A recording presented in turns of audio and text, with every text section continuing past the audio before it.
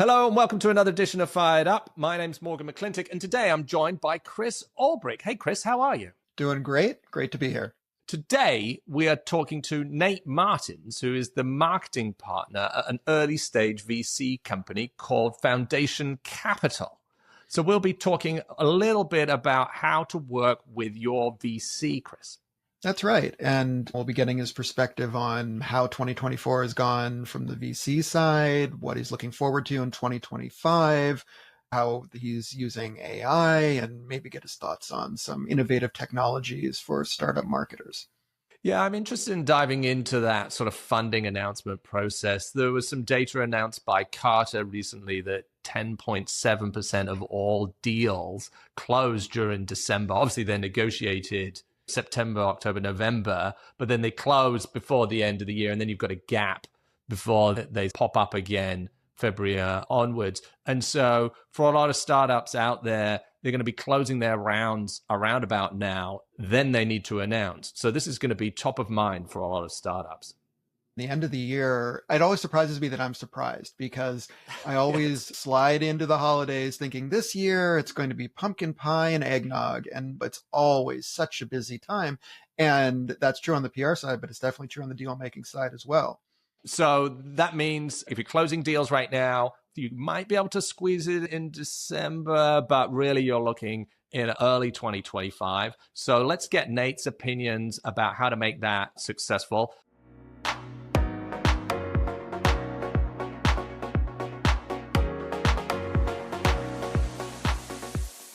Nate, great to see you. Welcome to Fired Up. How are you?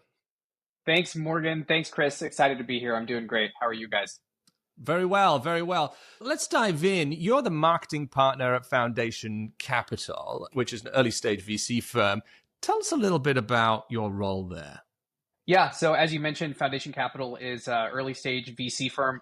We've been investing in early stage seed, pre-seed, even Series A for 30 years, just about at this point. And oftentimes we're the first institutional check for a lot of these companies. And we really invest in mostly technical founders and help them go from zero to $1 million in revenue and oftentimes far beyond that. We invest with deep conviction in the market, the technology and the problem our founders are trying to solve. So we can take a hands-on approach to solving that together. And I think marketing is really an extension of that. For us, kind of falls into two buckets. So the first being how can we build brand for the firm and for our individual partners. When I talk to a lot of the founders who we've invested in, a lot of them have really close relationships with the GPs and the rest of the investing team. So we want to really elevate them, elevate their profiles. So that's a big bucket of work for us is really brand building. We create programs and content for the companies that we work with, and obviously share that more broadly as well. Then the other bucket is a little more traditional portfolio support. So that can be PR, which I'm sure we'll talk about here. From a marketing perspective, it'll be things like brand, messaging work. But even as a firm being super hands-on, one of the first things we do is help our founders get their first customers. And so we have a network to help with that of Fortune 500 CEOs who we'll connect them with, and then also help them build their team. So the portfolio support isn't just marketing. It'll be a lot of other things that these super early founders find valuable. Yeah, two big buckets, but a lot of work within those buckets for sure. So there's building the Foundation Capital brand and supporting the partners. Then there's working with the portfolio companies. So if I'm a startup marketer, what are the kinds of things that I can come to my VC firm for? Yeah, it's a good question. And a lot of times it ends up being PR, honestly. That is one of the first things that I get asked about when I engage with some of these founders. I think about why that is. And I think it's just because it's having worked with technical founders a lot, they just don't know some of these GTM motions.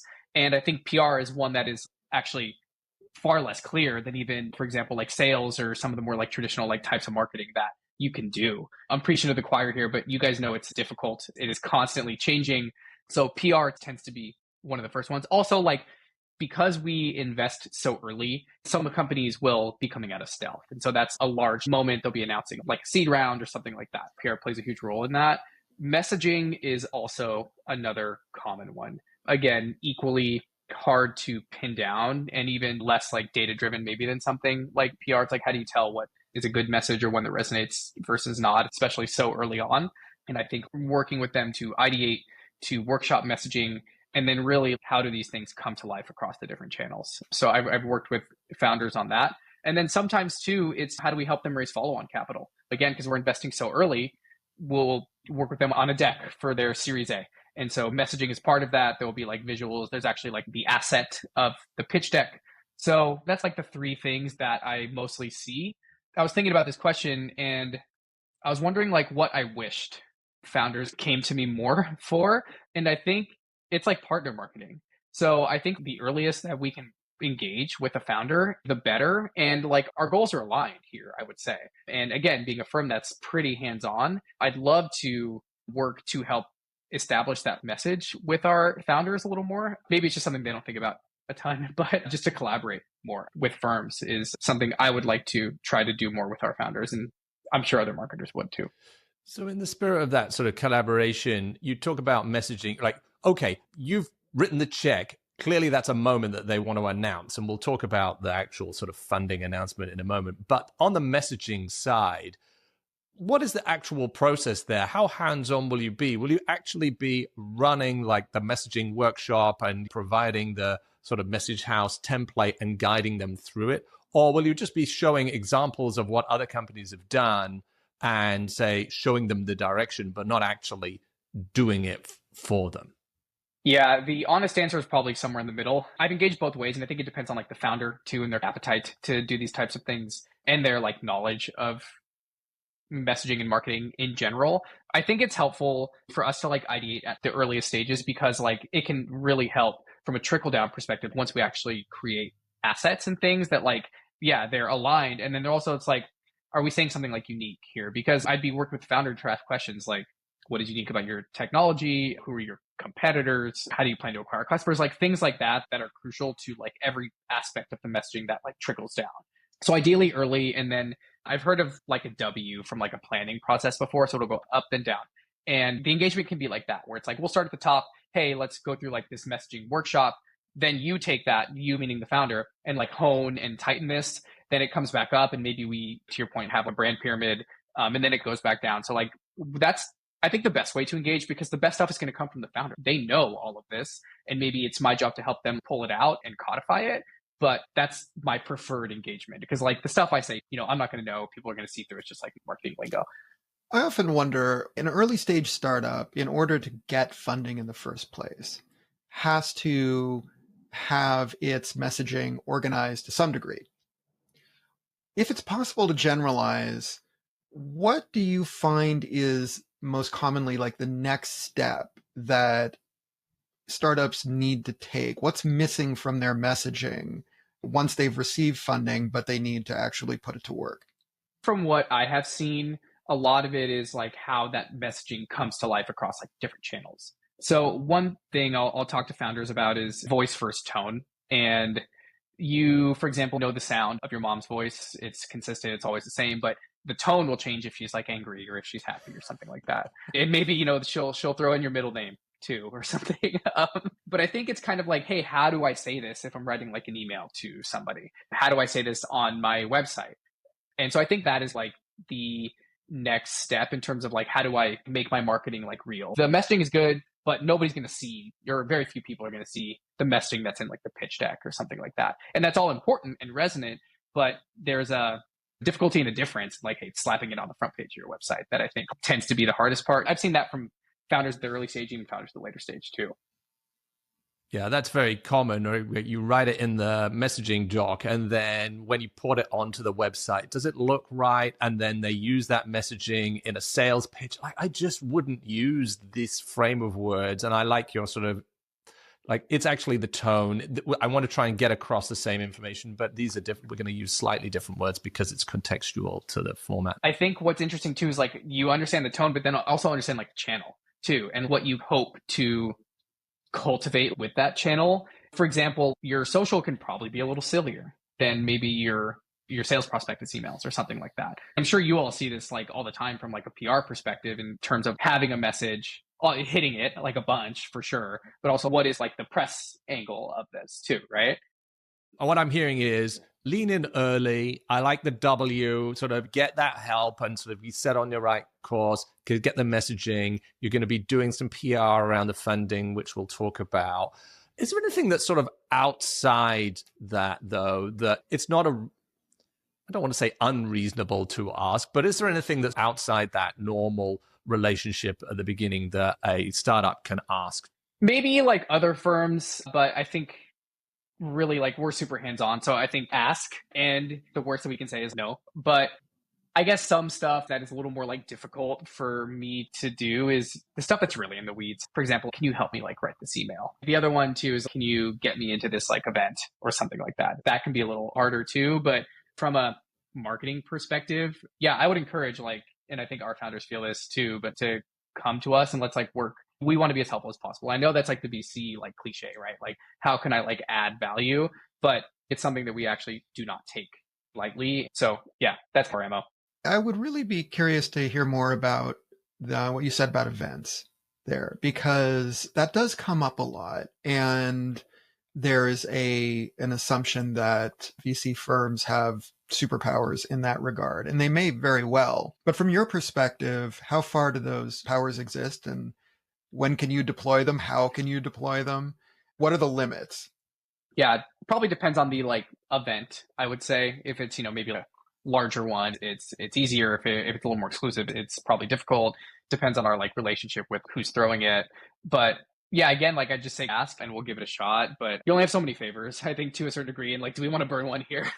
Not that it's like that complicated necessarily, but how can we create the most like impact for our founders and like the partnership? And if we decide it's here, like, sure, let's go full force, but it'll depend on the situation a little bit. That's a nice segue to the next question, which is about how you work with your portfolio companies on funding, that being one of the most intense and fraught moments when a firm can be interacting with a company, with a startup.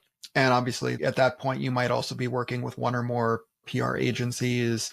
Could you just give me an overview of how you approach funding with your portfolio companies?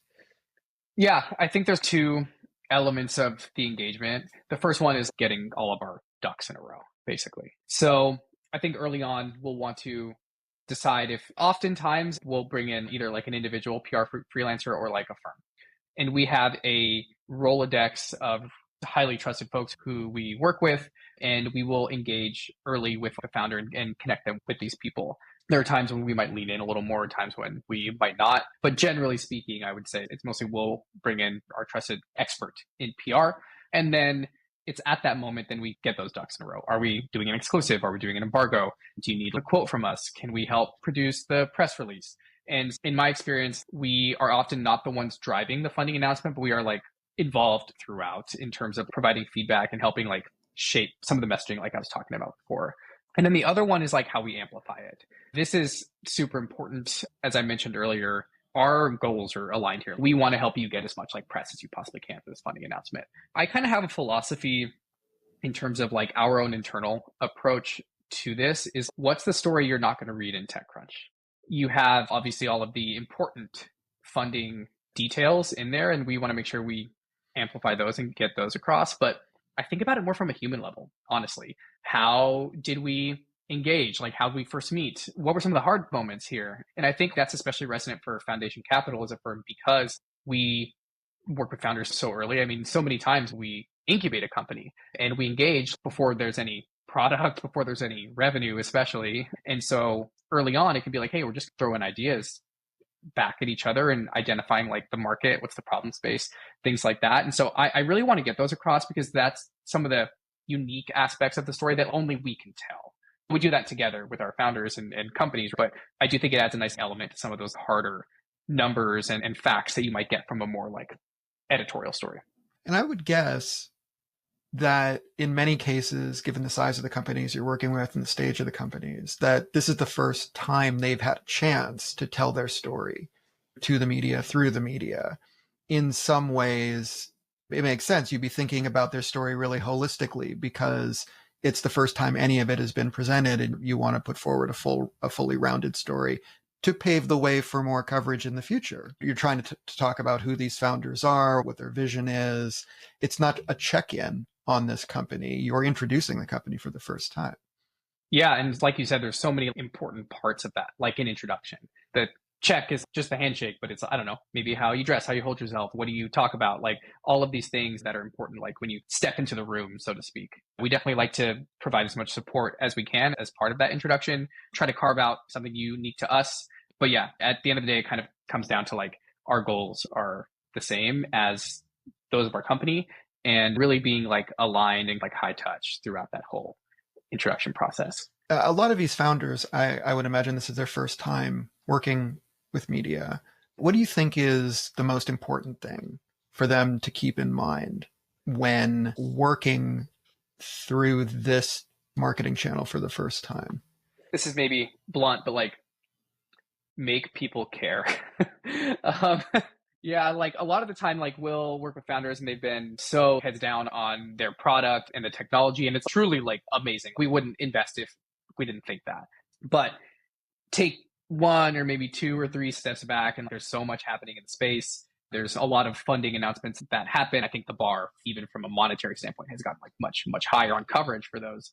So I think it's like, how can you really make somebody, and this is not even just for like PR, I think it's resonant PR, but potential customers, things like that. Like, how do you make people care?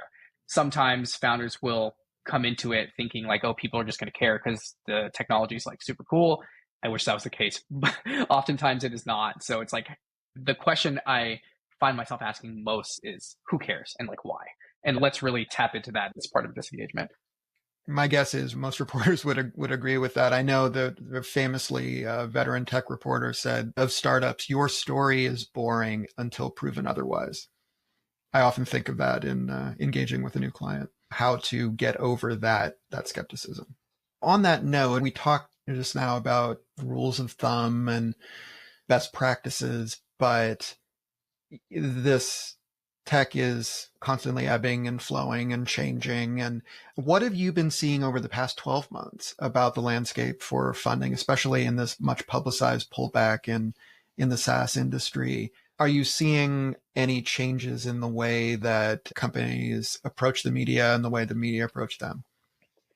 I kind of alluded to this, but like I think the bar just being much higher in terms of things like the size of the round. I forget which publication it was, but it's, hey, we're not going to round anything that's less than like a $20 million round or something like that. So I've seen that, and maybe that's, a little less resonant over the last like year. And if we go back to like pandemic era times when the money was just like flowing, maybe it's a little more resonant then.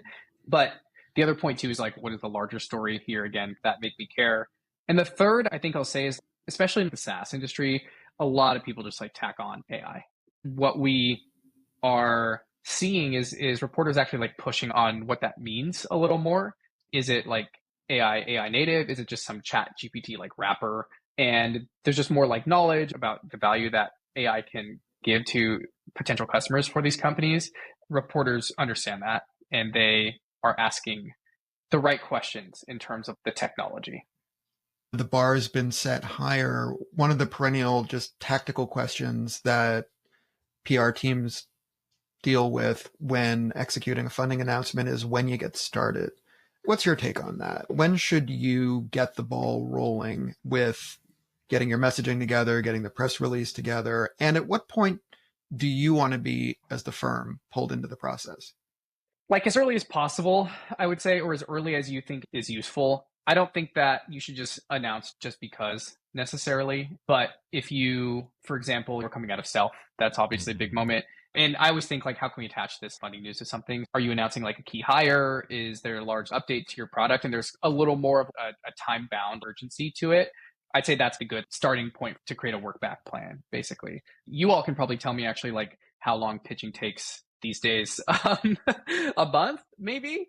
We certainly have thoughts on that. As often, it depends on the segment and the reporter and the company, of course. But a month is, especially if you're doing an exclusive, that's by no means out of the question. And that's typically where we start now.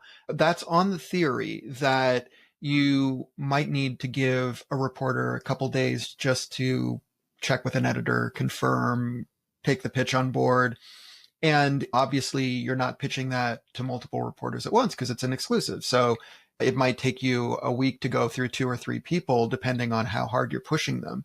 Now you are at 3 weeks if you haven't found a home for that exclusive. And you always have to have in the back pocket the possibility that you're just not going to find someone to take the exclusive and you're going to have to pitch it under embargo. And you're going to need 2 weeks for that because you need to leave time for interviews.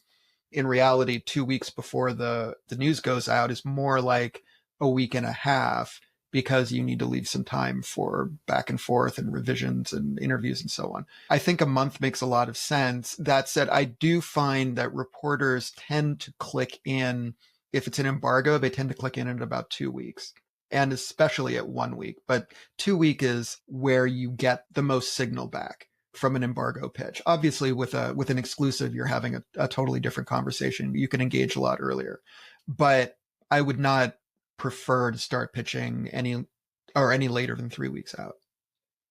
That's kind of how I operate generally. I'll say about a month just because I'm nervous and conservative. So I'll just bake in the extra time. You mentioned all these factors, which I think are super important, but like even extrapolate those out in terms of like our engagement. Do they have messaging? Have they worked on this before? Maybe it's a new company, but maybe they've had a successful exit previously and kind of know how the playbook works. And so it can be anything from, hey, we are at like ground zero here. Let's create the messaging. And maybe that means we're engaging 2 months ahead of like a planned announcement, like maybe even more, all the way to like, hey, we have a lot of stuff. We actually even pulled in our own PR firm. We have the release. Like, can you just provide feedback on it? And, that could be like 2 weeks or something like that. Yeah. And to be clear, I'm just talking about the pitch process. Typically, we'll have had 2 or 3 weeks ahead of that to get the materials together. So ideally, we're not starting pitching until messaging is set, the VCs are aligned, everyone is given the thumbs up, and that can take a few weeks for sure. A month and a half to 2 months for the entire process is hardly too long in the landscape as it is today. I thought PR is easy. Don't you just pitch? And then, right. Then that's it? Yeah, and that surprises a lot of startups, right? Coming in, you've got no messaging. Often there's no website. You've got to build a website. Even if you've got a website, you've got to have some assets to download and things for people to do on the website, some extra blog posts. Like when you do the work back plan with all this, people are, okay, yeah, this is actually a lot. And of course, they're often trying to close the funding during that process, which means they're busy. And they're also trying to sell. The timing is often longer than you'd think. Now, it can be done in a short period of time because this can suggest that, we all want weeks, and you can turn things around quickly, but you only get one chance to launch your company or do one of these funding announcements. So set yourself up for success and try not to compress the timeline, because then your chances of a successful outcome are more limited. So we talked a little bit about how obviously the funding announcement is a critical part of when a marketer might work with their VC firm. But how else do you support the portfolio companies outside of the funding thing when it comes to PR? The funding announcements tend to be the largest ones, I would say. And I think these smaller moments, like we just tend to help amplify them. And I think if they hit like whatever we and the founders deem to be kind of this critical mass, essentially, of like our partnership, then we will engage. So if they're like acquiring a company, for example, like, okay, let's, maybe lean in more because this moment is larger than if they just announce like a product feature or something like that. So we have to play it by ear in terms of the value of our engagement with that company. But a lot of it is honestly like using our own channels to amplify their stories as much as possible. And then again, if we hit that like critical mass, hey, maybe we do more of the partnership marketing that I was discussing. It's like, can we produce a story about this? Maybe, for example, like video, I think is like huge. So are we going to produce some like video together? But it all comes down to like outside of funding announcements, do we reach this? I keep saying critical mass, but like, do we kind of reach that point in terms of deciding like our engagement's actually helpful? Yeah, I mean, you just touched on a great point, and that often the portfolio companies looking to the VC to support them, but also they can help you with your raising the profile of the company and the partners. What are some of the ways that they can reciprocate? Maybe this is a silly answer, but just like doing good work. I think that's just be successful and we'll all be happy. That is the easiest, but I would say that the partnership and the willingness to partner is huge. A lot of my work marketing like the firm and like the partners, if we are able to work with our portfolio companies to like do that, like social proof is just such an important part of any marketing strategy, let alone a VC marketing strategy where relationships, word of mouth. There's like less data. It just matters a ton. And so I'd say the number one thing is just like willingness. We at Foundation have put a lot of work into building up those channels, and I hope it's mutually beneficial. Like that is always the goal. I'm not going to say, hey, you just help me because it's going to help me increase my numbers or something like that. Like we want to help build your and your company's profiles here too. I do hope it's an engagement where we can help each other. Let's start from a place of willingness to do that. Just in a sort of a practical sense, how often are you talking to the portfolio companies? Is there a standing meeting? Is this once a week? You described it as a W, so I'm guessing it varies, but what does that typical engagement look like?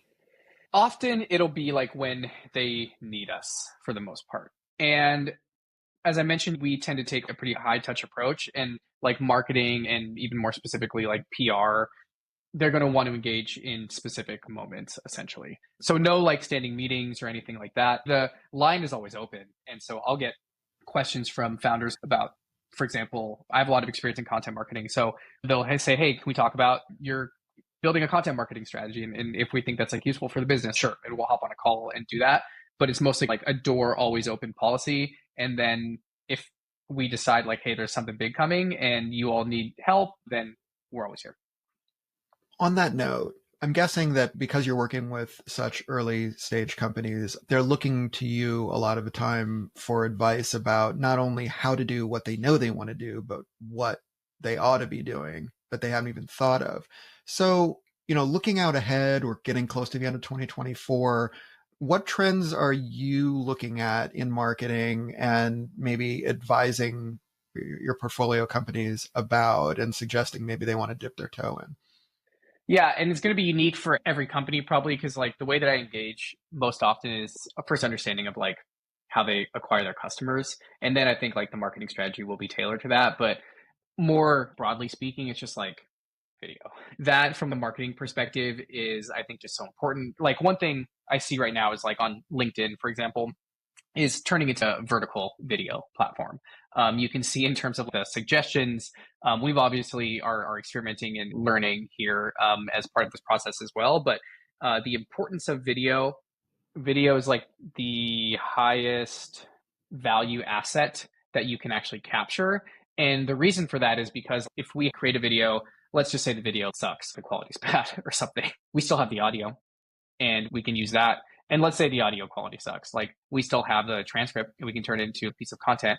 And not only that, like we can take the video, chop it up and redistribute it a bunch of different ways. So I think there's two kind of like reasons why I think video is so powerful, just because it's a valuable piece of like content from a platform standpoint, but also from a repackaging and repurposability standpoint as well.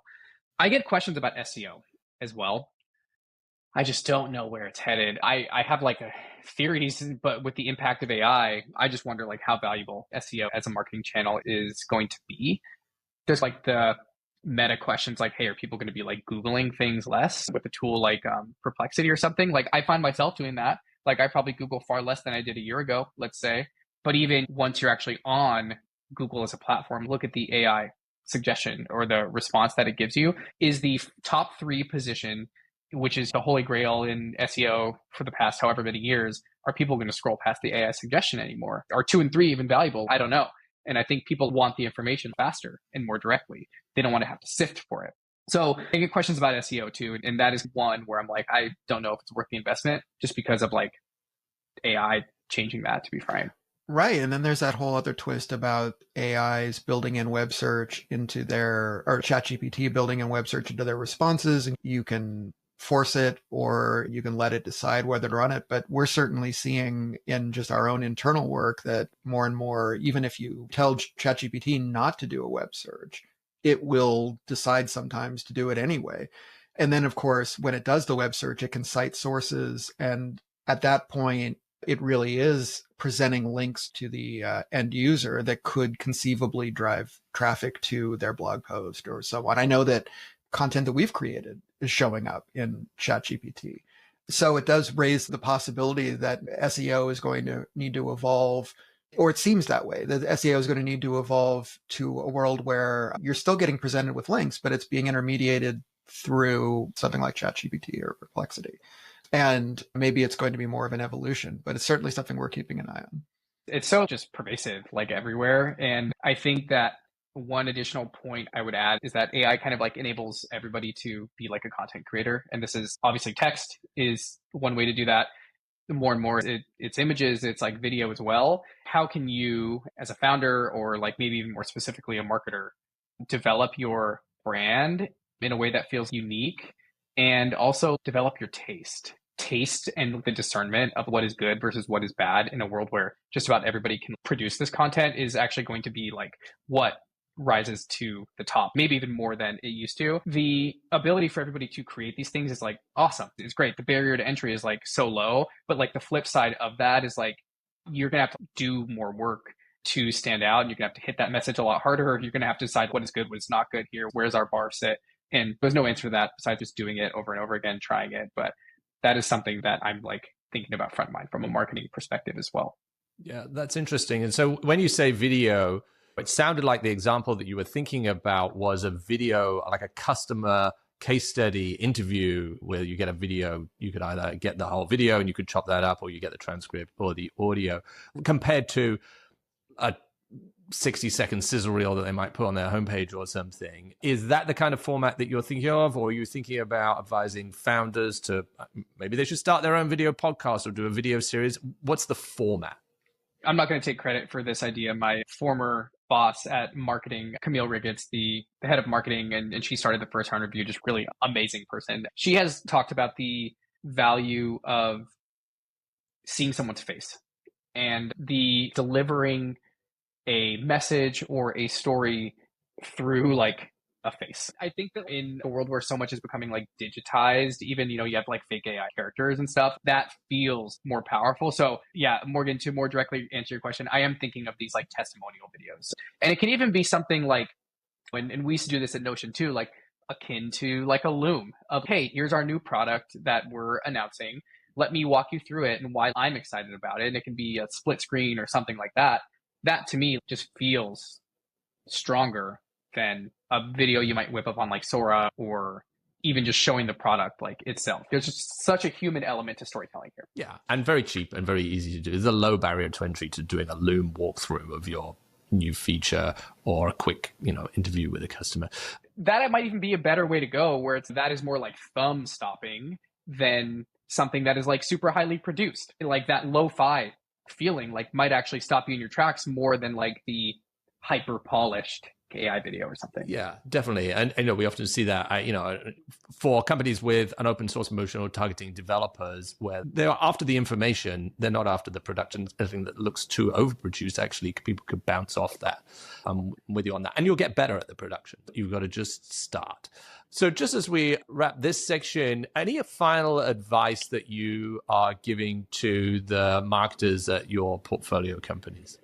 Early on, for marketers at these young companies, my thought is always to get something out at 80%, and learning from it and iterating on it is usually better than waiting to get it out at 100%. A startup's biggest advantage, in my opinion, and this is not a unique take, is its speed. As a marketer, the iteration process is even more important in terms of like, how do you learn? What is the data that you can acquire? How do you use that data in terms of making decisions? It is just so important. So my advice is always, hey, work quickly to get it out. Have whatever your 80% bar is, make sure it hits a quality bar for you. And I'm not saying like do something bad or do something crappy, but get it out quickly and learn and iterate. Good advice, because something that's not actually published and out there and you're still noodling on is not going to gain traction with your audience. And it's best to get it out there. You can always go back and refine it and get better and improve it if it's getting traction, but get the traction. So Nate Martins is the marketing partner at early stage VC company Foundation Capital. Nate, thanks so much for your time today. If people want to get in touch with you, where should they go? Yeah, I really appreciate the time today, guys. Feel free to reach out to me on LinkedIn. Great stuff. All right, Nate, thanks for your time today. Really enjoyed the conversation, and we look forward to talking to you again soon. Thanks, Morgan. Thanks, Chris.